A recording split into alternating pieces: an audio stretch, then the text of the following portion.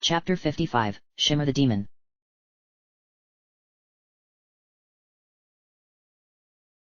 The Legend of Sunset Shimmer, Majora's Mask.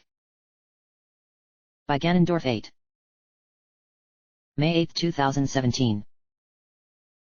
Chapter 55, Shimmer the Demon. I should have known that I would be frozen into a block of ice by an ice keys. The blue haze that surrounded it was the telltale sign that it possessed the power to freeze whatever prey is unfortunate enough to get hit by it, yet it doesn't lose that power and can continue to freeze its victims until they froze to death. Why in Equestria was it even down here to begin with, given the underground maze wasn't a cold wasteland? I was beginning to think this video game world didn't even care about such things and just wanted to throw whatever at me to prevent me from reaching my final goal. Fortunately, the air around me wasn't cold, so it didn't take long for me to break free of the ice, though I did shiver as I wasn't a fan of the cold. Princess Twilight shivered and chose to fly under my hat so that she could regain her body temperature. I wished I could have done something similar, leaving me to simply shrug it off like I had done with most incidents that had involved being affected by elemental conditions. The ice keys flew away, though I wasn't going to let it have another chance at freezing us, so taking out the hero's bow, I aimed upwards at it only to put my bow away and simply raise my shield instead. Sure, my skills at shooting far-away targets with the bow had gotten better, but I still had problems hitting small targets. Knowing that the ice keys was bound to want to come back and attack again, I figured that my shield could deflect its icy powers. It did involve having to get closer so that it would be convinced to come down and attack, but I had enough health to survive being stuck in a block of ice a couple of times. Moving forward not too much because of the Gibdo. With my shield up and my sword ready, the ice keys turned and swooped down towards me, its body colliding with the metallic surface of my shield, causing no effect. Before it could fly away, I struck it down with one blow before stepping back to where I was before I had gotten frozen. Turning to my left and seeing the Deku Babas from earlier, the ice keys had come from that little nook, so perhaps it had been guarding something? Then again, it could have been placed down here as an annoyance since most wouldn't know how to deal with it. A thought then crossed my mind. The first Gibdo I encountered wanted magic beans, a somewhat common item, so maybe one of the ones at the end of this part of the maze wanted something similar? The Deku Babas in the little nook usually dropped either Deku nuts or Deku sticks depending on how they were defeated. They really had no other reason for being down here in such a dank place other than to provide me with some items necessary to appease one of the Gibdos. Raising my shield, I walked into the nook and the Deku Babas lunged at me, my shield deflecting some attacks while other attacks couldn't reach me. Swinging my sword around, I cut one down only for it to leave a Deku stick behind, not what I needed since I could light up anything using fire arrows, so I cut down the next one only for it to leave behind a stick as well. Realizing that waiting for them to lunge at me resulted in cutting them down too soon, I charged forward against the remaining one, and while it did bite my shoulder causing me to wince in pain, I persevered and struck the Deku Baba, pushing it back only for it to lunge at me again. It bit my other shoulder. I winced from this as well and I struck it in response, cutting it down, and it leaving behind what I had been wanting in the first place, Deku nuts. Only 5 nuts were dropped by the Deku Baba, so I hope that was enough to appease a Gibdo, otherwise I'd have to look elsewhere. As I collected each Deku nut and placed them into my pocket, a chilling wind sound began echoing around the room. I immediately recognized it as a Freezard unleashing its chilly breath and took a defensive position as a reaction so as to avoid getting frozen again. Even though I could hear its chilling breath, I couldn't feel the cold presence the monster usually gave off, making me wonder what was going on. I looked above my shield and was surprised at seeing nothing other than a small pond by my feet. I hadn't imagined hearing that breath, so what could have been the reason? The sound echoed again and I pressed my back against the wall only to tilt my body slightly and press my ear up against the wall. My ear quickly went numb and I pulled back and concluded that the Freezard was on the other side. Had I given that initial Gibdo the magic beans it wanted, I would be on that side right now having to deal with the Freezard instead of the ice keys, so I had dodged a bullet by taking a different route. However, I still slapped my forehead due to panicking over something that wasn't even in my general area and nearly giving myself a heart attack. I then tapped my hat. Twilight! You can come out now. Her Highness was still hiding underneath my hat so that she could warm herself up, but I figured she had been under there long enough. Princess Twilight responded, her voice muffled slightly by my hat. But it's so warm under here. You can't stay under there forever. I just need 5 more minutes. The ice keys is gone now. Princess Twilight rushed out from under my hat when I said that. In that case, I feel better already. I couldn't help but laugh at what she just did, though she did get annoyed at my behavior, prompting me to stop. I took a safety precaution as being frozen on the spot isn't my idea of fun by any means. A thought then occurred to me. Again. I thought you said fairies were immune to most environments. That would include being frozen, you know. Fairies can withstand cold climates, yet being frozen in a block of ice is something completely different. Twilight said. I could tell she was being defensive about it since I had dared to question the nature of fairies, but I chose to drop it since it wasn't really all that important in the overall grand scheme of things. Anyway, I'm glad that you took care of that monster, so now we don't have to worry about getting cold anytime soon. I am curious as to why you came into this nook, Sunset, since there wasn't anything of worth in here apart from those Deku Babas. I took care of them while you were in hiding. Why would you want to kill monsters that weren't in your path? I showed Princess Twilight the Deku nuts I acquired. I figured I would need some of these in order to appease one of the Gibdos lying in wait. You know, I came to the conclusion that the kinds of items we need are simple things like Deku nuts, bombs, and so on. Why else would they be down here in such a dreary place if they served no purpose other than be providers? That Garo did say most of what we require to progress could be found down here. My mind suddenly trailed off as I stared at the small pond of water by my feet, and it gave me an idea when I saw a small fish was swimming about in it. Taking out 2 empty bottles and dropping to my knees, I scooped up the fish with the first bottle, and some water with the other before corking them both. Despite how dank it was down here, the water looked fresh. It had to be, since that fish was clearly surviving as though it had come from the mountains or perhaps the swamp. Princess Twilight was skeptical, yet I assured her that it was a good idea as the Gibdo wanted common items and water was pretty common. I did actually considering drinking some of the water, but ultimately chose not to as the current atmosphere made it rather unpleasant. Once I had placed my bottles behind my back where they subsequently disappeared, I walked out of the small nook and turned left, but not before hearing another familiar sound, this time coming from above. I looked down and saw that my shadow had changed to one with clawed fingers, prompting me to turn around and head back just as a larger object landed behind me and began walking around using its fingers. Before it could do anything, I attacked it with my sword, destroying it before it could return to its sealing domain, and it left quite a lot of valuable rupees behind that I gladly picked up. I needed 500 rupees for that one mask. Princess Twilight reminded me that what had just attacked was a wall master, a creature that dropped down from the ceiling to attack any prey that wandered into its territory, and had it caught me with those fingers, I would have been dragged back to the beginning of the current area. Since we hadn't made it that far into the maze, being caught by the wall master wouldn't have been much of an issue, but getting caught further on would mean having to backtrack through this place, something I'd rather not do. The rupees it left behind were all red and there were 5 of them altogether giving me 100 rupees. Walking forward, the path split in 2 directions, one to the left and the other straight ahead, both ended with locked doors guarded by Gibdos. I decided to continue going straight as the other direction hadn't been very kind so far. Putting my equipment away, I didn't want to give off the impression that I was a threat. I approached the Gibdo and it looked down at me with glowing undead eyes. Yo! You have reached the next barrier, but do not struggle to change your fate. I won't be trapped down here like the rest of you. The Gibdo murmured. Those who come down here can never escape.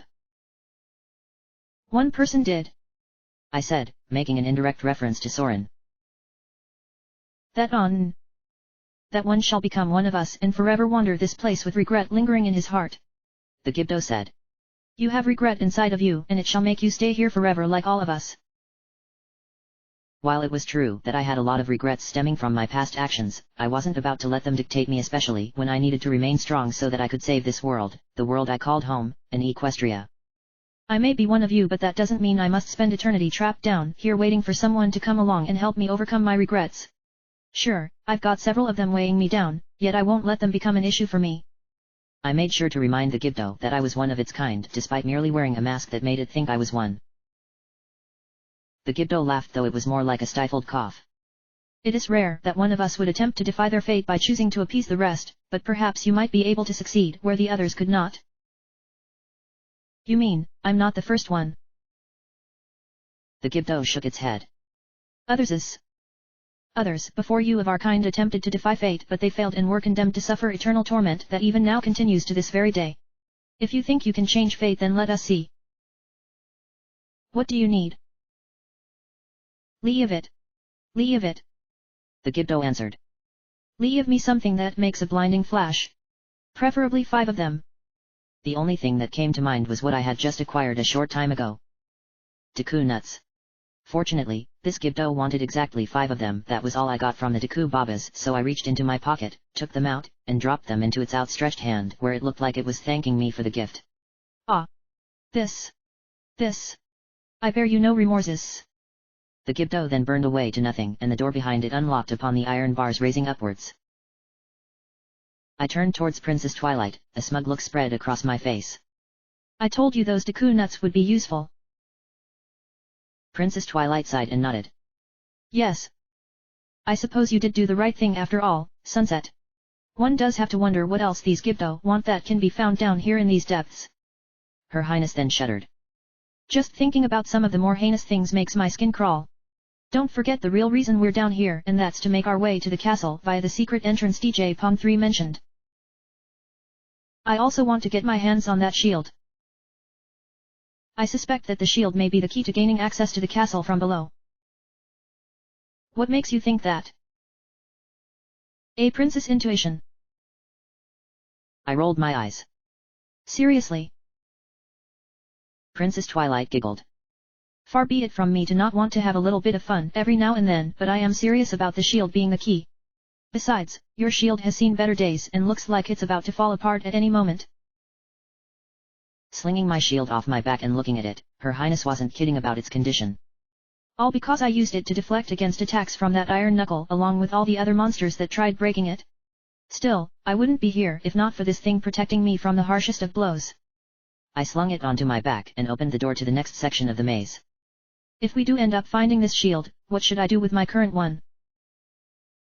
Throw it away. How blunt of you.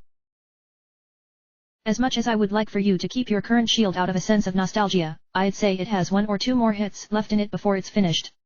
Twilight answered. This region is without a doubt the most difficult one of all, and that requires superior protection rather than something that could give out at any moment. Of course, you need to first find the shield, otherwise you might not survive. It pained me to know that I was up against powerful forces, but then it did remind me of how video game progression worked. Sure, I rarely played them since I was often focused on sending friendship reports and other messages to Princess Twilight through my magic journal, but I did watch Rainbow Dash play them whenever she invited us over for a sleepover or brought her console to a different one.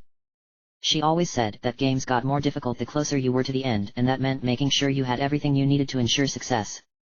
Anything less than that was a game over. Since this was the final region, the difficulty had increased and my survival depended on it. Case in point was that iron knuckle I had to defeat to claim the Song of Storms so that I could heal DJ Pawn 3's soul and get down here. The iron knuckle was definitely a step up from previous powerful monsters, including the ones in the temples, and I feared what was awaiting me in the 4th temple, wherever that was in Akana. A new shield would give me ideal protection and hopefully wouldn't break on me, but perhaps it would also feature a special power that made it stand out from my current one.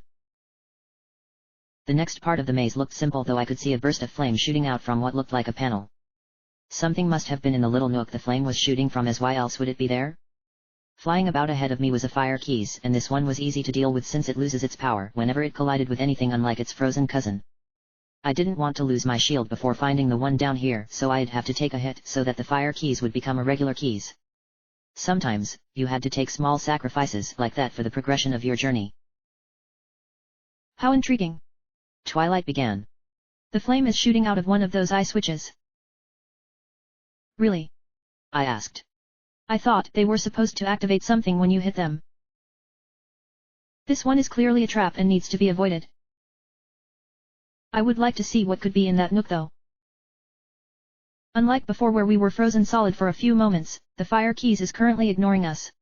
Twilight said. Also, this trap switch can't change directions and only shoots out flames for a short period of time before it has to stop and wait a bit before continuing. I suggest walking forward and peer into the nook to determine whether it would be beneficial or not. I followed her advice and took a few steps forward. So far, this place hasn't been all that terrible aside from the ice keys incident in the previous section. Stopping at the entrance to the nook, I turned and looked through to see several plants were growing there, though nothing else could be seen. Plants like that usually drop Deku nuts, though they can sometimes drop bugs, so maybe I need a bug for one of those Gibdo. Princess Twilight shrugged. It's a possibility and one we shouldn't really ignore, but what are the chances that one of the Gibdo is looking for a bug? I mean, I think they all want a bug to coincide with how decrepit and ancient they look, but would it be a good idea though? You also have to consider that you only have 2 more bottles that lack contents and you might need them for something else later. In the end, you're the heroine, Sunset, so it's your decision to make. I was going to go for it on the premise that one of the Gibdo would need a bug to be appeased.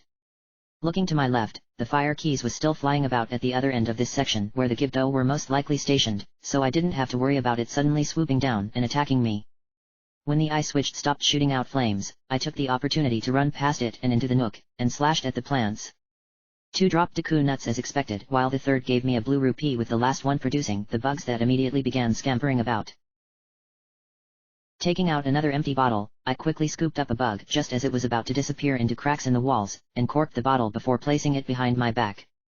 I hoped one of the upcoming Gibdo would accept this insect, as otherwise I would have wasted some precious time picking up something I didn't need. Then again, I could sell it to Iron Will when I visit his shop on the final night, as he looked like he would buy just about anything so that he could sell it to someone else. With that done, I waited until the flames from the eye switched stopped before running back to the main path and turning right. The fire keys had since made its way over to me and had already gone into a dive with the clear intent of setting me on fire. Quickly, I unsheathed my sword and struck the bat in one motion before having to take down a second one that came out of nowhere and proceeded to dive at me. That left me with 2 possible directions to choose from, with each path guarded by a Gibdo standing before a locked door.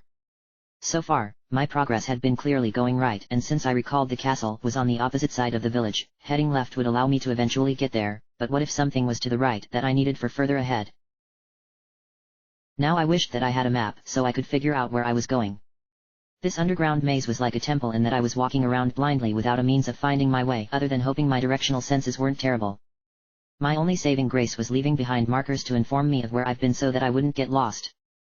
And speaking of which, before doing anything else, I took out my sword, pressed it against the wall, and began pulling it along, leaving a small groove to remind me not to go back the other way since I just came from that direction. I walked up to the Gibdo when it spoke. Leave it. Leave it. You've got nothing important to say? I asked.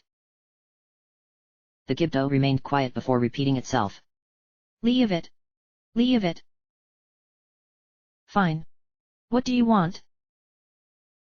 Leave me something warm that can melt ice and quench one's spirits. Crap. All I had was regular water and not the kind that could be found in a hot spring. While the thought of a hot spring being down here in such a wretched place was mind-boggling, it made sense since there were ice-themed monsters roaming about this underground maze. I began to suspect that the direction I couldn't initially take due to not having 5 magic beans was where I could find the hot spring, and without any of that water, I couldn't appease this Gibdo. I wished I had been better prepared before coming down here, but I'm here anyway and I might as well continue on. Will regular water do? The Gibdo shook its head slowly. Leave me something warm that can melt ice and quench one's spirits. I don't have that kind of water on me. If you don't have it, then I have no need for you. Away I. That certainly didn't go over very well, but without the correct item, the Gibdo wasn't going to budge and attacking it would do nothing either. If the door it was guarding would lead me further down the right path, I had no means of accessing it and I'd be forced to leave this maze so I could pick up some magic beans from Snips, which would consume even more precious time. Ugh. Why did this kind of situation have to happen? I knew ahead of time what to expect since the Garo had told me, but I wished some of the items didn't have to be ones that could only be found beyond Akana. Grumbling, I walked over to the other Gibdo who was much more talkative. Yo. You struggle to fulfill our regrets. You cannot pass certain barriers and have been blocked out. It is a sign that you must stop resisting and accept fate. I wasn't about to go through this spiel again, so when I was about to voice my annoyance, the Gibdo leaned forward, its head within range of my own, its plague-ridden mouth close to my ear, that I felt really uncomfortable. Do not continue resisting. It will only cause pain. Accept fate and linger down here forever with us. I shook my head. No. I won't submit. Then you are the one. What do you mean? Many have tried to ease our regrets. The Gibdo answered. All have failed and became like us. You are different. You possess a strong conviction that will allow you to survive down here in this place, a place where lingering regrets exist. You are the first of our kind to attempt to appease our souls. Perhaps one of us can succeed where human flesh had failed. Why do you continue to linger? We are cursed. That figures. Appease us and break our curses, or else you will be condemned and spend eternity lingering with regret. The Gibdo said. I couldn't tell because of how dark it was, but it looked like it was about to shed a tear that would have been creepy given what it was and all, but then it reached out with its hand, and that was the sign that it was about to tell me what I needed to give it. Leave it. Leave it. Leave me 10 refreshing blasts. Not again. This one wanted something that I didn't have. I quickly began looking through my items to see if I had any bombs just in case I had picked some up, and my heart sank when it was apparent that I didn't have a single one. That meant there was nothing I could do to progress other than leaving this maze and purchasing 10 bombs from the bomb shop or finding them by cutting grass. No. That wasn't going to happen given I had already been screwed over a couple of times already. Perhaps this Gibdo had a second lingering regret and would be satisfied by that instead of what it really wanted. I don't have 10 bombs. If you don't have it, then I have no need for you. Away I. Wait. The Gibdo repeated itself. If you don't have it, then I have no need for you. Away I. I waved my hands. Is there any other regret that continues to linger within you? If so, then maybe I have what you need. The Gibdo went silent and I feared that it was going to attack me or do something worse, but instead it reached out with its hand again and I knew it meant it had another regret. Okay, what else do you need that can appease you? I hoped I had anything at this point to be able to progress to the next area. Yes. There is something else that would appease me.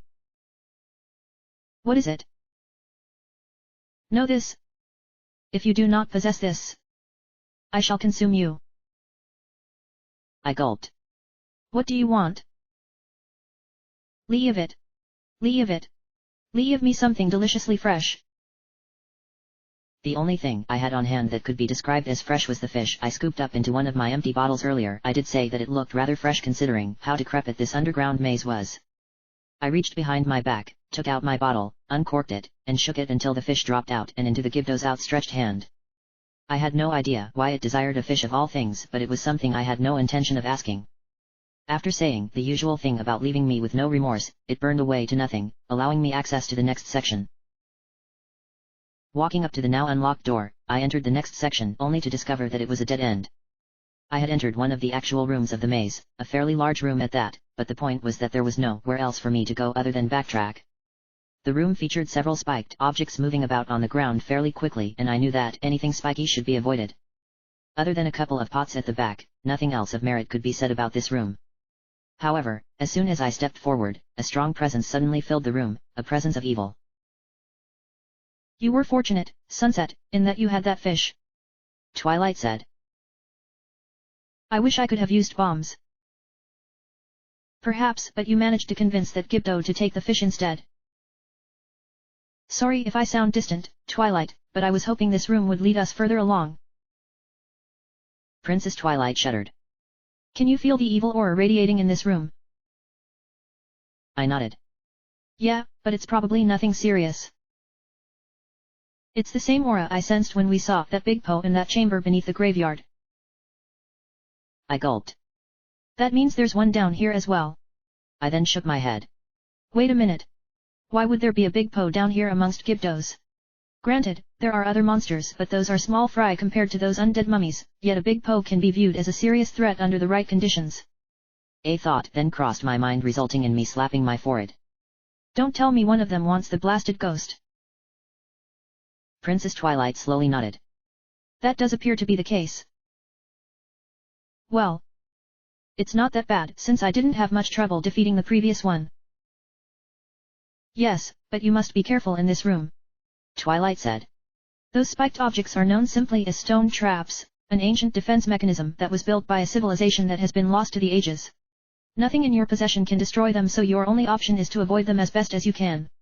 While they don't inflict that much damage, if one were to collide with you, it can build up over time and you will be pushed back a little, thus disrupting any momentum you might have had at the time. Oh, and in case you thought about lifting one up, that doesn't work either. I wasn't planning on picking one up. At least you know not to. Those traps move to each corner of the room before stopping and then continuing on again after a couple of seconds. I said. Is that going to be a problem for me while I take on this giant ghost? Princess Twilight nodded slightly. It will be annoying since they can trip you up quite easily, but you should be safe provided you stay in the middle of the room. However, you will be fighting the big Po and it might try and push you into the path of a trap. Be cautious, Sunset, as there are 5 targets you need to be careful of. Walking forward into the middle of the room, 3 blue flames then appeared, surrounding me in a triangle formation. I wasn't afraid, as this was what happened when I fought the previous big Po, though I remained still in case they could burn me. The 3 flames came together, forming the big Po, and it immediately disappeared, though there was no lantern for me to look at this time to determine where it was. Was I up against a more wiser big Po? It seemed like it, so I knew I had to be cautious, yet I couldn't use my shield as it could break upon impact against the ghost. A noise from behind me indicated that it was attacking from behind and I couldn't avoid it in time. The big Po knocked me over by ramming me with its lantern while spinning and disappeared when it reached the other end of the room. Getting back onto my feet and turning around, I couldn't see it anywhere, so perhaps it was coming from another direction. I turned back the other way only to get knocked down by it again as it spun past. It disappeared upon reaching the end of the room, and already I felt tremendous frustration over how this thing had been outmaneuvering me from the start. Getting back up, I heard its noises from behind me and turned around just as it knocked me down for the 3rd time before disappearing like before. It seemed I couldn't get in a single hit with my sword as it was moving too fast, but perhaps using a ranged attack would prove effective. While it did mean becoming vulnerable as I needed 2 hands to use it, I took out the hero's bow, nocked an arrow, and began aiming around in hopes of finding the big Po. It reappeared behind me again and charged at me, but before it could knock me down yet again, I fired an arrow, striking it in the chest, resulting in it disappearing again. The stone traps continued moving around the room, and so far I had been able to avoid them, but the more hits I deliver onto the big Po, the more likely it would behave more erratically, and eventually try to use the traps to its advantage. One of them suddenly span by me and I remained perfectly still to avoid getting hit, but this allowed the big Po to knock me down yet again. Maybe I should have used that blue potion or asked Twilight Sparkle to give me 2 bottles worth, but before it disappeared, I quickly got back onto my feet and pelted it with an arrow. Hopefully, it wouldn't be too much longer before it would go down. Before I could turn around again, one of the stone traps sliced me across the front of my leg. Had it been the back, it would have been a whole lot worse, causing a small cut, but I shrugged it off and fired another arrow at the big Po when it reappeared. I was beginning to see why this one was attacking the way it was, and it was due to this room not being all that accommodating to its size compared with that massive chamber underneath the graveyard. Without adequate space, it could only strike using sneak attacks by coming at me from behind, disappearing after the fact to avoid getting hit. It reappeared behind. It had become predictable and knocked me down because a stone trap tripped me up when it brushed aside my other leg, slicing it across the front, the wound being a little deeper than the previous one, yet I remained strong, as frankly, losing to this big Po would have been an embarrassment. I mean, I wasn't trying to be arrogant or anything, but this monster wasn't really all that threatening compared to other monsters I had seen. Perhaps this battle was meant to be an appetizer for the main course, most likely waiting for me in the temple. The big Po reappeared behind me again, and I fired an arrow. No traps were nearby, and it was enough to defeat it. Its entire body burned away to nothing, leaving only its lantern suspended in midair for a few moments before it fell and smashed on the ground. A small flame then appeared from the destroyed lantern, and the evil expression it gave off told me it was defiant despite being nothing more than a flame. Taking out an empty bottle, I walked over to where the flame had appeared after the big Po fell, scooped it up, corked the bottle, and placed it behind my back. That went rather well, I said as I checked my legs to make sure they were okay. The big Po did give you some trouble, no thanks to these traps. At least we can move on now, though I'm not sure where we're supposed to go next. Yes, Twilight said. A couple of paths have been blocked because you don't have the items that the Gibdos need to ease their regrets. She scratched her chin and began combing over what we had learned so far about them. One Gibdo back at the beginning needed 5 magic beans, while the one in the previous section needed hot spring water. While I have no doubt that you can easily find bombs down here, the hot spring water is most likely behind the first door that required beans. I nodded. Even if I left Akana to get some hot spring water from the mountains, it would have cooled down before I could get back here and give it to the Gibdo. Sure, I would have warped from Snowhead to here in a matter of moments, but making my way down here from the owl statue would have taken too long. I was thinking. About what? It's possible that there is another way to reach the hot spring that lies down here. You think so? Princess Twilight nodded. How else would you be able to deliver it steaming hot to an undead monster? Her Highness definitely had me there, yet if that was the case, where would I need to go in order to reach the hot spring? Was it even necessary? Her Highness then continued. I've also been wondering about what could happen if we were to approach the doors from the other whenever we approach one of the Gibdos. Would they somehow magically move to the other side, or would you be able to go through the door and catch it by surprise upon entering the previous section? Don't ask me, I answered. All I know is that they are nothing but trouble. So long as you continue wearing that Gibdo mask. I had actually forgotten that I was still wearing the mask I had received from Soren when I healed his soul. If it had not been for this mask convincing the Gibdos that I was one of their own, they would have easily drained me of my life force upon first coming down here. My opinions of these masks, the ones that couldn't change my body, had been steadily increasing in that certain ones had proven to be effective in situations I otherwise wouldn't have been able to overcome without having them on hand. It was a shame that I hadn't been using some since first getting them, and I felt bad for ignoring them. A perfect example of such a mask was the bunny hood. I had acquired it when I paid a visit to Romani Ranch after acquiring the use of powder kegs, but not once had I used it to give myself a speed increase. I could have used it to make myself fast enough to avoid monsters, reached places a lot sooner, and generally looking adorable, though that last one was more of a self-preference that connected to my true form of a pony. I also hadn't used the Mask of Sense, the Mask of Truth, or even Cafe's mask, since getting them Cafe's mask would be an exception since I hadn't inquired about his whereabouts from people back in Clocktown by using it. I was going to make an attempt at using these masks and others a bit more often, even if it was late in the journey. Avoiding the stone traps as they were still a threat, I walked over to the door, opened it, and entered the previous section, where I immediately drew my sword and struck both fire keys that had dive-bombed me. Much like the temples, monsters would respawn when you go from one section to the next, so you always had to prepare for them even if you thought they were gone. Princess Twilight was startled by their sudden appearance, yet I reassured her that I had anticipated them. You know that monsters respawn whenever we come back into an area. I know that, Twilight said. It's just that it always catches me by surprise as you don't expect them to show up. In any case, we're clear to start making our way back. You're not happy about it, are you?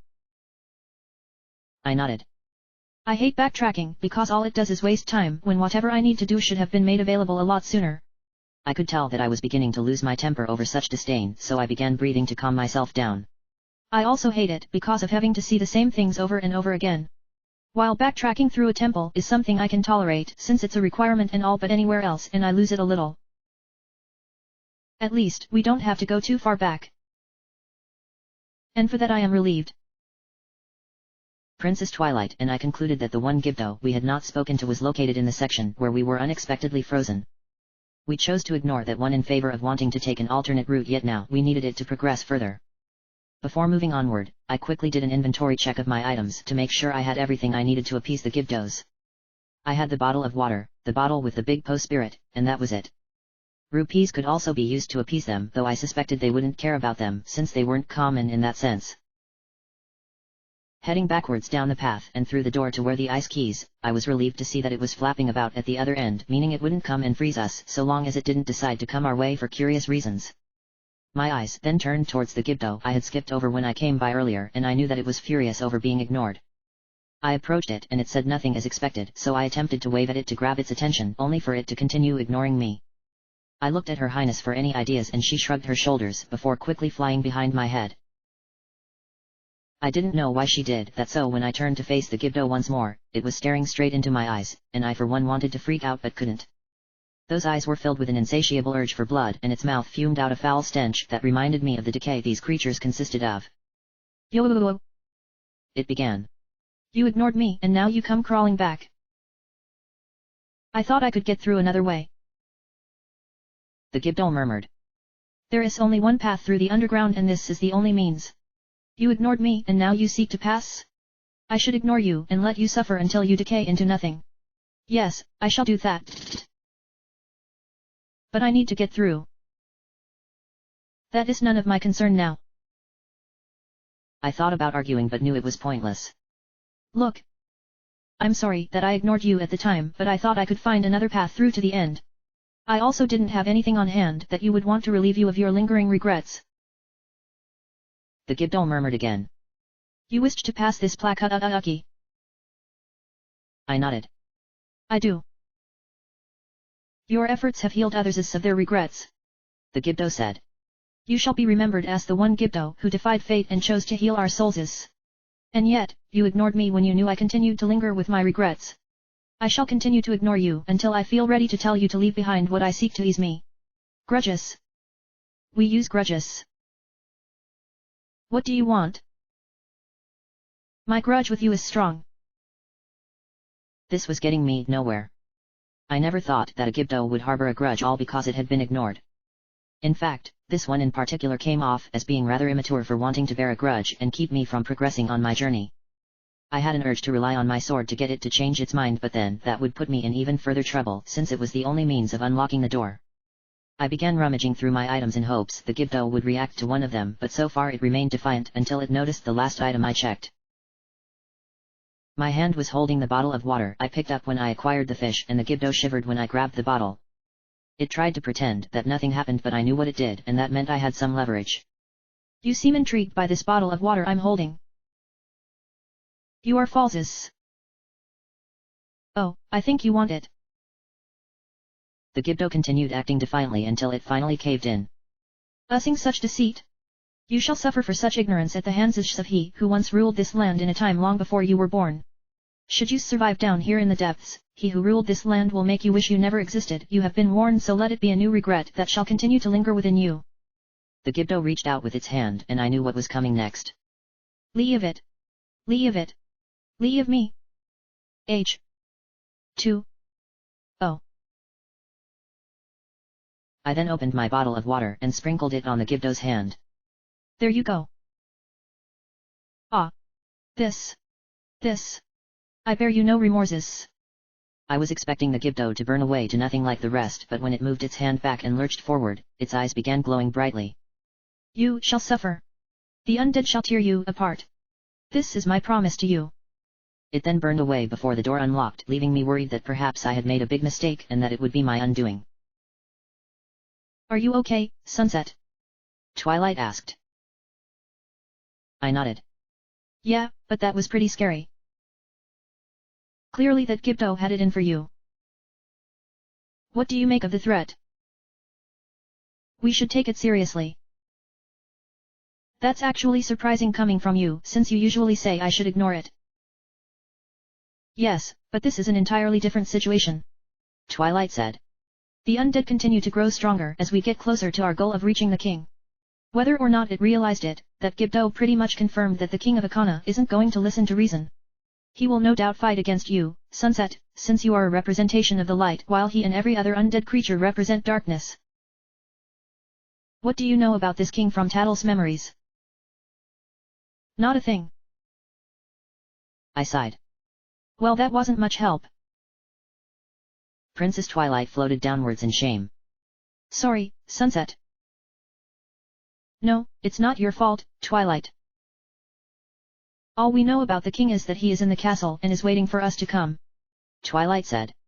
I suspect that the castle itself will be heavily guarded by his undead servants, and several puzzles will need to be solved to gain access to his throne room. Fortunately, we're only on the second day, so we have plenty of time to speak to him and find out what is really going around here before resetting time once again. Given the nature of this world and the morbid darkness that enveloped everything, I had every intention of taking the threat made by the Gibdo seriously. While I was well versed in dealing with royalty, I had to learn such things. When I was Princess Celestia's student, it sounded like this king was going to rely on physical prowess rather than wanting to talk to me through a diplomatic approach. Compared to the other undead monsters, the king of Akana was in a league of his own, judging from how the Gibdo said that I would suffer at the hands of said king, but the only way of knowing was by meeting him in person. Entering the next part of the maze, my ears suddenly pricked up at the sound of something mooing nearby from a nook to the right. I shook my head thinking that what I heard had been my imagination, but when I heard the mooing again, I dashed forward and looked into the nook. I don't believe it, I said, while trying to take it all in at once, only to end up cracking under the pressure. What is a cow of all things doing down here? I mean, I can understand some of the monsters and maybe the hot spring, but a cow is just completely ridiculous beyond all reasoning. Princess Twilight nodded. I agree that it is rather unusual, but perhaps this is a blessing, Sunset. I gasped. One of the Gibdos needs some milk. That does seem to be the case given the cow is down here. I slapped my forehead. This is just ridiculous. While I won't deny that, you have to admit that this is convenient given what we'll soon be going up against. Twilight said. I'm sure you're aware that cows are a means of getting milk that you can drink to restore some lost health.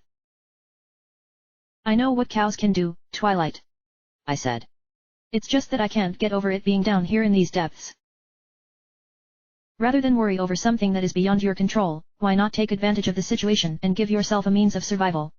Twilight said.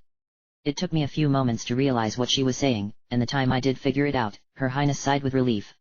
If you can convince this cow to provide you some milk, you can fill up your other 3 bottles and use the milk to regain your health should it drop low enough, and considering how much punishment you've taken in this region so far, I'd say it's worth having some milk on hand to drink.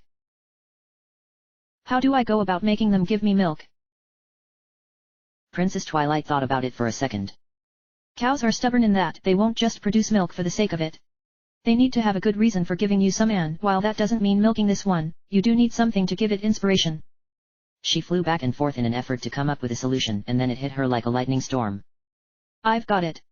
I know it sounds crazy, Sunset, but why not play Epona's song to this cow? Sure, it's not a horse, but the song is connected to the ranch and cows are often found in those places. I had nothing to counter her argument, so I decided to go ahead and do it. Taking out the ocarina of time from the pouch on my belt and raising it to my lips, I moved closer to the cow and played Epona's song, and upon hearing the song, the cow suddenly mooed louder than usual and began giggling like a woman. I was surprised by such behavior and was even more surprised when the cow started speaking. It said that hearing my song reminded it of the pasture. I suspected it wanted to be there instead of here and felt compelled to give me an entire helping of milk. Unfortunately, the cow only filled up one of my bottles. That meant I needed to play Epona's song 2 more times in order to fill up the remaining bottles. I thought that was a little impractical since it would be more efficient to fill them all up at once, but this was how this game worked and I had to accept it. Playing Epona's song 2 more times to fill up my remaining bottles, also listening to the cow repeating the same message twice more, I thanked the cow for all she had done before leaving the nook and turning right where I walked forward towards the next Gibdo that was waiting up ahead. There was split in the path with one direction going left and the other going straight ahead. Both paths ended with a locked door guarded by a Gibdo. The left path was promising but could ultimately send me back the way I came and have me go around in a circle. Or, it could lead to a dead end like the room with the big Poe, leaving me no other choice but to go forward and see what lied ahead. I mulled it over for a few moments before deciding that the path straight ahead was what I would take. Making sure that there were no additional monsters waiting to attack me, I walked forward and approached the Gibdo. You have progressed farther than expected. I guess that means I'm worthy of making it through. So long as you can ease our regrets, the Gibdo said. However, you have been warned of he who once ruled this land. The king of Akana has been waiting to bring this kingdom back to the prime it once wielded in ancient times. Why would he do that? The Gibdo didn't answer, so I asked my question again and this time it did answer. Past. The past will return once again and the kingdom of old shall be reborn. It shall usher in a new age of blood. I need to speak to the king. First, you must appease our souls before you can see him. What do you desire? Leave it.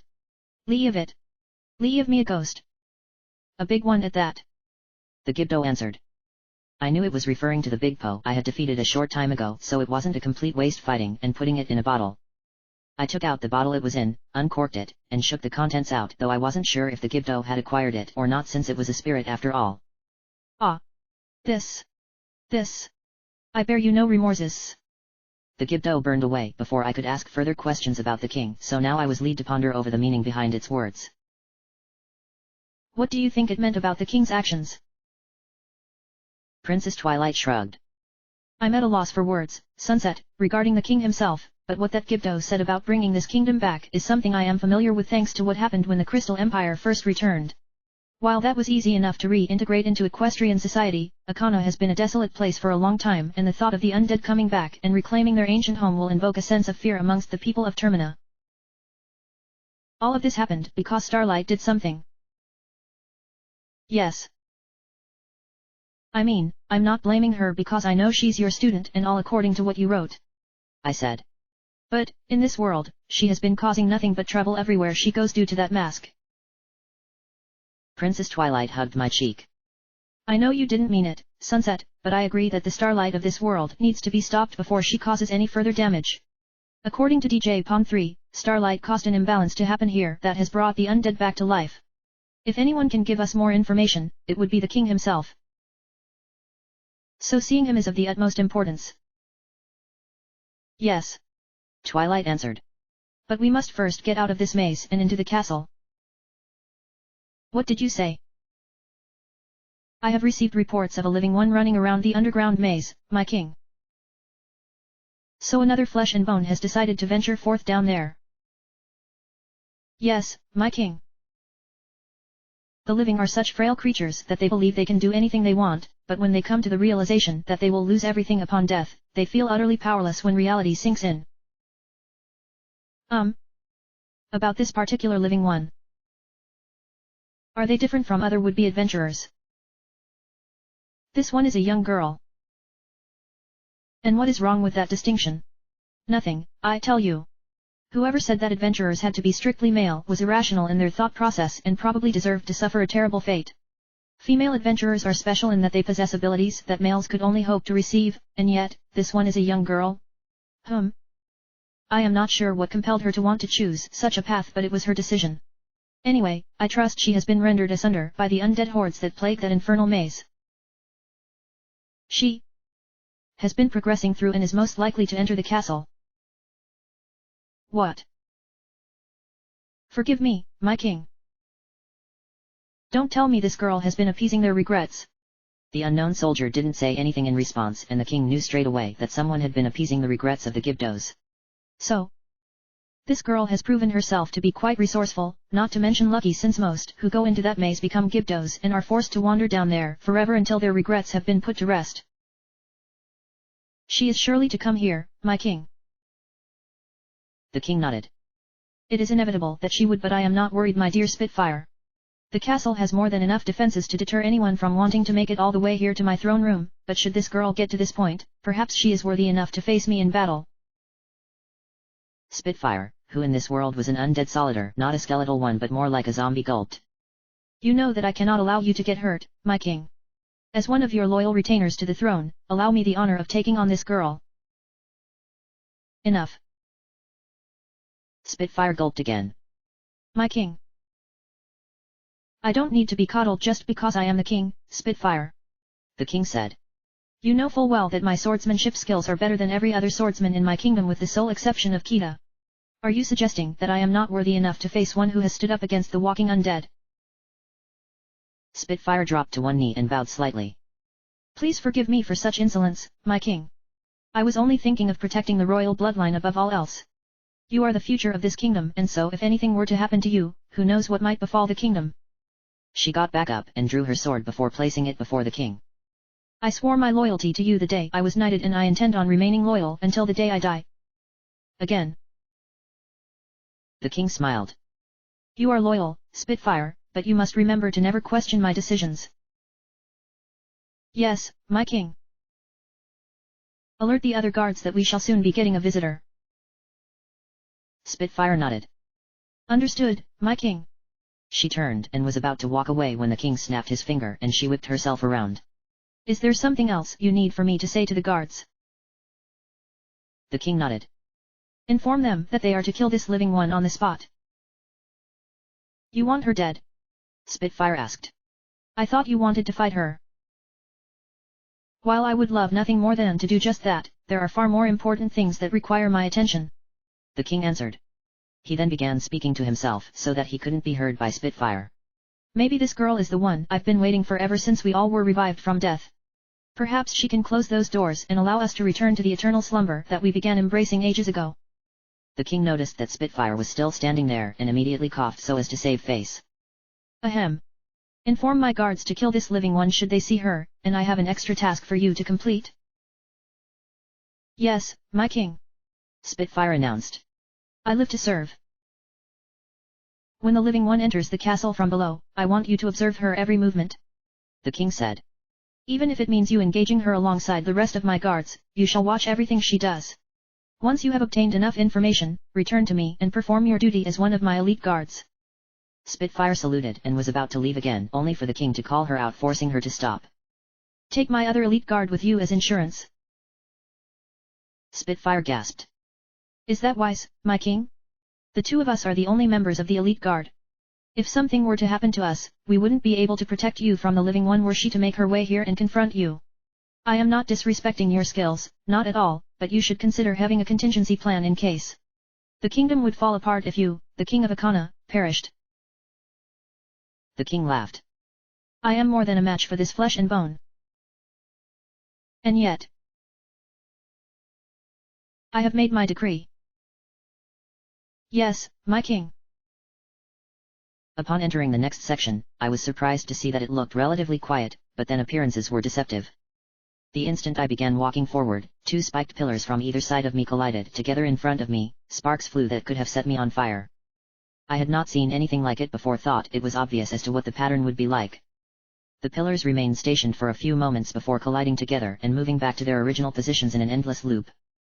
Getting caught in between the spike wasn't an option, as it meant being crushed and skewered. I took a few seconds to memorize the pattern before running forward, only to stop when a third spiked pillar dropped down from the ceiling. My heart raced as the pillar landed a mere inch from my face on the ground before returning to the ceiling. To my left was another pathway, though I ignored it as it most likely went back around to a previous section and I needed to get to the end and enter the castle, which involved going forward. When the spiked pillar came down before rising back up, I ran underneath it and stopped when two more of them collided together. No doubt about it. This section was one massive death trap. When the spiked pillars moved back to their original positions, I ran forward only to get knocked down by another pillar that dropped from above. While I was merely grazed, the pillar merely nicked me as opposed to inflicting a serious wound. It was still inconvenient given I needed to have as much health as possible to make it through the castle. Luckily, there were no further obstacles standing in the way of reaching the door and the next gibdo. This had to be the right direction to go, otherwise why have such dangerous traps to begin with? As I approached the gibdo, I was anticipating it telling me that I would suffer because of what awaited me. However, to my surprise, it immediately went into its tirade of wanting me to leave something behind. The clue it provided, "Leave me something rich in calcium," was such a dead giveaway that I questioned as to whether it was being serious, since the other gibdo had clues that took me a few moments to figure out their meaning. It was also convenient that what it needed happened to be close by, despite my own disbelief of finding a cow of all things down here. Much like the previous encounters, I took out the bottle of milk. I still had two more that I was keeping for myself, uncorked it and dumped the contents on its outstretched hand. The gibdo then used its other tirade of saying that it would bear me no remorse and disappeared, unlocking the door in the process. A part of me was curious as to what could have been found down the paths I couldn't take because of not having the correct items, but I just wanted to get out of this maze. It's not that it was difficult or anything, but rather being stuck in a dank place for so long was beginning to wear down on my heart. While the gibdo were monsters and all, I felt sorry for them since they were forced to remain down here until they could finally rest in peace after being given that which they craved. Opening the door to the next section, I was surprised to see that the walls had gone from decrepit dirt to solid brick, and that there was a light at the end of the tunnel. I frowned because that was such an obviously overdone reference, but it seemed I had finally reached the end of the maze. My first action was taking off the gibdo mask. It was fun and all wearing it and getting to understand what the gibdo were thinking, yet I no longer needed to wear it unless I were to come back down here for something. I walked forward only to reach yet another dead end, only for there to be much more than initial appearances suspected. Princess Twilight floated towards the light. This must be the secret entrance that will get us inside the castle. But, how are we supposed to get up there? I asked. I don't see any ladders nearby. Perhaps this strange block is the answer, Twilight said, pointing to a large block that featured a sun design on it. I've never seen a block like this one before, but I can feel a cool breeze coming from behind it. We need to find a way to move it so we can progress. I don't think I can lift that as a Goron. Princess Twilight nodded. Not only that, you would need a ladder to climb up to even reach the block. No, there is something else that needs to be done. She turned to the right and noticed something on the wall before bopping me on the head to grab my attention. Take a look at this, sunset. She floated over to a switch that was on the wall in the shape of a sun, and I immediately recognized seeing it during my previous journey. This switch represents the sun, though it appears cold and distant. Perhaps if we could shed some light on it or something, it would light up and maybe something will happen. I know something will. Oh? Have you seen this kind of switch before? I nodded. On my previous journey, though the memories are sketchy. All I remember is that these needed light to be shown on them, as you already mentioned. Some were dangerous in that they summoned monsters, while others would allow for a safe progression. Since there's only the one sun switch here, it's fair to say that something good will happen if light were to hit it. Unfortunately, I don't have any light arrows, and the other item that could be used may not even exist in this world. What item would that be? A mirror shield. That would be incredibly useful for you to have given your current shield is on the verge of breaking. Sighing, I turned my attention towards 4 torches that surrounded the light that was shining down from above. What do you make of these torches, Twilight? If you were to light them up using fire arrows, we might be able to progress further. While I did have plenty of magic power on hand to use fire arrows, arrows themselves were something I currently lacked. I thought about going back through the maze in hopes of either finding pots to smash or grass to cut and get arrows that way, but I didn't want to run the risk of getting lost despite having marked a couple of walls. It was times like this that made me yearn for the fire magic I was capable of using before. Looking around the room, I saw no pots, so that meant I had no choice but to backtrack and see if I could find any, but when I began walking back towards the door, my eyes lit up at seeing 2 pots that had been hidden either side of the door. Running over to them and smashing them against the wall, the first pot produced a blue rupee, and the second gave me 10 arrows. It was more than enough to light the 4 torches, though I wished I had more, as I felt they were going to be necessary once I was inside the castle. Taking out my bow and powering it up with fire arrows, I fired at each torch, lighting it up. They were large enough targets and brightening the room. A large treasure chest materialized in a tiny nook upon lighting the final torch, and upon walking to and opening it, I was surprised at seeing it contained a brand new shield with a polished surface, though there was one thing off about it. I took out the shield from the chest. Why does it have a scary face on the front? Princess Twilight looked confused. Hey? What are you talking about? I showed Her Highness the shield, and she stuck out her tongue in disgust. That face is pretty depressing looking, what with how it appears to be screaming, but it's something you'll need to look past. In any case, this is the mirror shield. Despite the front of it having a questionable motif, this shield can reflect light and energy. Also, unlike your regular shield, this one won't break no matter how much punishment is inflicted upon it. You should throw your old one away, as it's of no use to you now. I slung my old shield off my back and looked at it. It did serve me well. Yes, Twilight said. And yet, the mirror shield is going to be useful in getting us out of here. At least, let me put my old one in the chest rather than just tossing it away. Princess Twilight nodded her approval, and I placed my old shield into the treasure chest before closing it up and slinging the mirror shield onto my arm. It was a lot lighter than the old one was, despite the hideous design, as though it were made of a rare kind of metal and was more round in shape than my other one was. Fortunately, I knew what to do with this shield, since the solution here was obvious. I stepped into the light, raised the shield, aimed at the sun switch, and the expression on it changed from gloomy to a bright smiley expression, resulting in a ladder appearing below the block that was, well, blocking our path. It then dawned on me that perhaps the block with the sun motif could be removed were light to be shown onto it.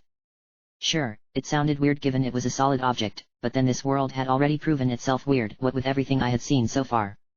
Aiming the light, I believed it was sunlight at the block, using the mirror shield caused it to disappear and giving me access to the area behind it.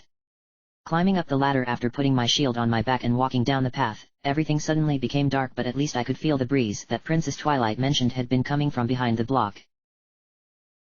The pathway eventually came to a stop at a giant ladder that went upward, and I knew that climbing up it would take me into the castle. I breathed several times, knowing things were about to become pretty hectic given the castle was the stronghold of the king, but so long as I had Princess Twilight, my items, and my resolve, things should go smoothly unless something unexpected happened. I began climbing up. Cool air enveloped me as a reminder that this ladder went up to the surface. The presence of death itself could be felt as well, and upon reaching the top, I found myself inside of a large courtyard. Wow!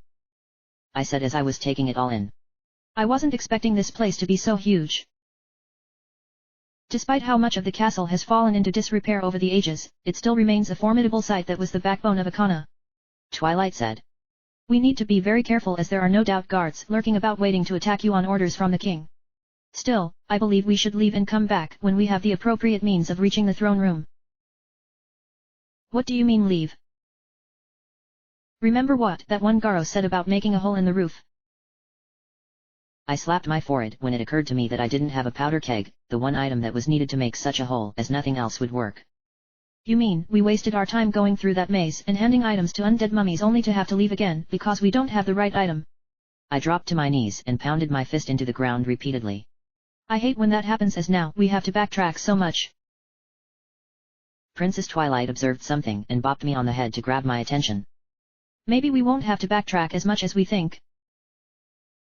What do you mean? Take a look over there, Twilight said.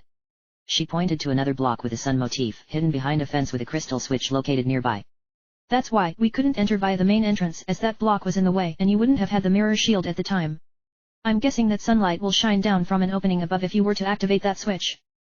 I got back onto my feet, feeling better knowing that there was a means of getting back here without needing to backtrack. All we need to do is to warp to Clock Town, pick up a powder keg, then return here, all while using the Song of Soaring. Despite my disdain towards backtracking, I didn't really have much of a choice. I walked over to where the crystal switch was and activated it by striking it with my sword before using the mirror shield to remove the sun block to give me a quick shortcut that didn't involve going underground. I then took out the Ocarina of Time, played the Song of Soaring, and was warped back to Clock Town in an instant when the wings wrapped themselves around me as I concentrated on wanting to go back. Upon arriving, I made my way over to the bomb shop, remembering the Goron who was there, who sold powder kegs on behalf of his master. I was also reminded by Princess Twilight that I needed to be a Goron in order to talk to him, otherwise he wouldn't sell me his powder kegs. It had been some time since I last used one of my transformation masks, even if it was for literally a few seconds, but at least I had the opportunity to change bodies again. Taking out the Goron mask and placing it on my face, I stumbled about as my body shimmered from human to Goron. I made sure not to let anyone notice what I was doing and eventually became Darmani. I wobbled a little bit due to needing a moment to get used to having a bigger body again before entering the bomb shop.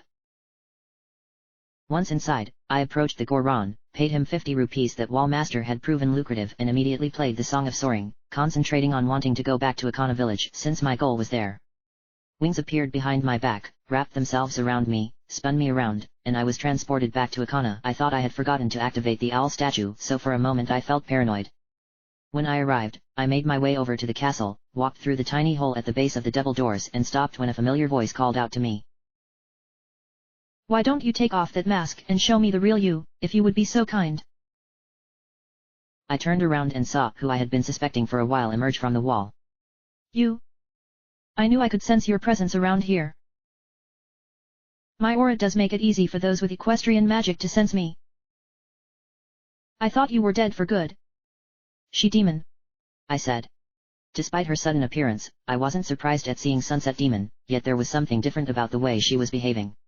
Normally, she would have tried to attack me the instant she came out of the wall, given her unbridled hatred towards me, but instead she refrained from doing anything and instead merely waited there in place. I never would have thought you could cheat death and return to torment me again. Sunset Demon giggled. I didn't come back of my own accord. You were revived by another. Let's just say that the arrangements weren't to my liking, but I was convinced when you were brought up. So you've not changed a bit? Sunset Demon shook her head. No. I'm a lot different than the she-demon you fought against with so much bloodlust when the world was last changed. To be honest, I'm not even sure that I'm the same person that I used to be. She then wiped her hand across her eyes, and for a moment I thought she had wiped away some tears. I didn't say anything in case she would react negatively to it and lunge at me in a fit of murderous rage. Now, would you be so kind as to take off that mask and show me the real you, dear Sunset Shimmer? As much as I like this look you're sporting, but I prefer to see you as your true self. I grabbed my face, pulled off the Goron mask, and flipped back my hair as I changed back to my human form. Is that better? Sunset Demon nodded. Much better. You know, I am surprised at what you're capable of. First, you had the ability to gain pony ears in a pony tail much like your friends did when you used to be me, and then you achieved an even greater form that seems to be a rarity as it requires much magic. And now, you have the power to change your body into different forms, each with their own abilities. If I may be so honest for a moment, and I know I can be with you, my demonic form was the best transformation you ever had. A shame that you had to give it up all because you chose to be a good little girl. You know I'll never go back to that again. Who am I to try and convince you otherwise?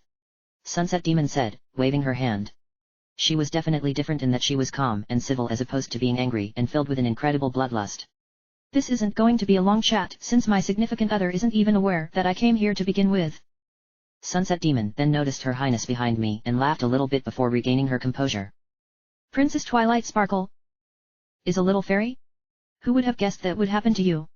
You look absolutely precious, but pay me no mind. Don't patronize me, Twilight said as she floated out in front of me. Sunset Demon cupped her hands together and cooed. Ah! You really are adorable in that form, princess. I may be a fairy, but I have more than enough power to defeat the likes of you. This is very true. Princess Twilight gasped. Wait. You're agreeing with me.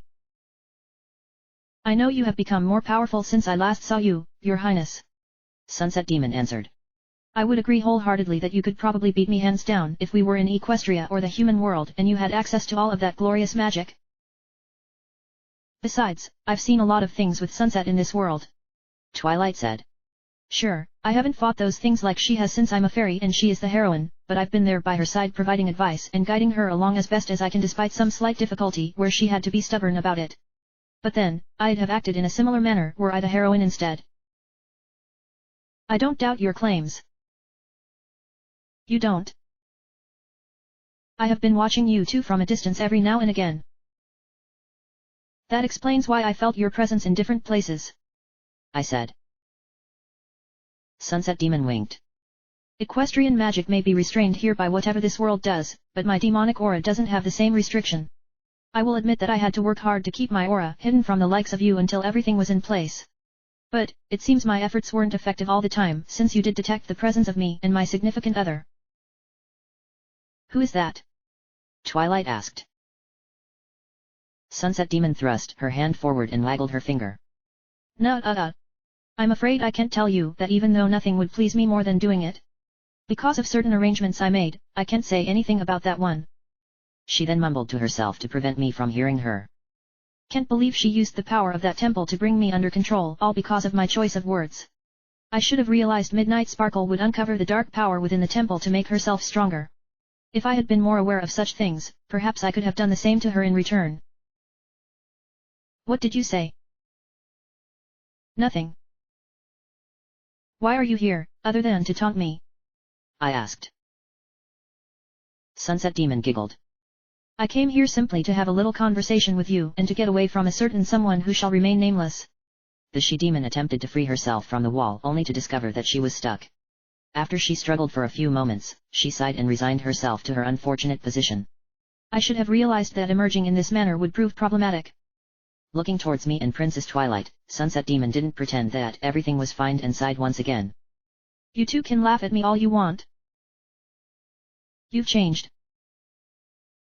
Maybe I have, maybe I haven't. What's that supposed to mean? I would tell you right now, but it looks like my time here is up, Sunset Demon answered. My significant other has finished meditating and is sure to figure out that I've been here instead of waiting patiently for your eventual arrival. I hope that you can make it, though you will need to deal with the ruler around here first. I'll give you a piece of advice that will be useful to you in this ancient castle. Watch out for the magic wielder who uses fire for his attacks. He can't be avoided as defeating him is necessary to progress to where you need to go, but know that he is stronger than the other wizards you've seen. Sunset Demon disappeared back into the wall, leaving me to try and figure out what just happened. She looked like the she-demon who gave so much trouble during my previous journey and almost killed me several times over. She sounded like the she-demon whose sultry voice made me feel uncomfortable to no end. And yet, she didn't act like the she-demon who was determined to become the true Sunset Shimmer by any means. What had happened to her in between being killed before and being brought back to life? Why give me advice when clearly she could wish for my death? Things were getting more complicated now that she had revealed herself. End of chapter.